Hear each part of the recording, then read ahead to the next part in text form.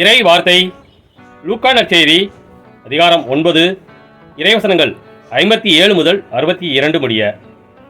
காலத்தில் இயேசு சீடர்களோடு வழி நடந்தபோது ஒருவர் அவரை நோக்கி, நீர் எங்கே சென்றாலும் நானும் உம்மை பின்பற்றுவேன் என்றார். இயேசு அவரிடம், நரிகளுக்கு பதுங்கு குழிகளும் வானத்து பறவைகளுக்கு கூடுகளும் உண்டு, மானிட மகனுக்கோ தலை சாய்க்கக்கூட இடமில்லை என்றார். இயேசு மற்றொருவரை நோக்கி, என்னை பின்பற்றி வாரும் என்றார். அவர், முதலில் நான் போய் என் தந்தையை அடக்கம் செய்துவிட்டு வர அனுமதியும் என்றார். இயேசு அவரை பார்த்து, இறந்தோரை பற்றி கவலை வேண்டாம், அவர்கள் அடக்கம் செய்யப்படுவார்கள்.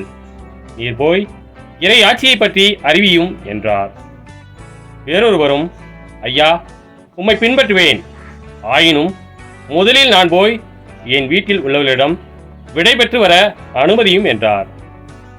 இயேசு அவரை நோக்கி, கலப்பையில் கை வைத்த பின் திரும்பி பார்ப்பவர் எவரும் இறையாட்சிக்கு உட்பட தகுதியுள்ளவர் அல்ல என்றார்.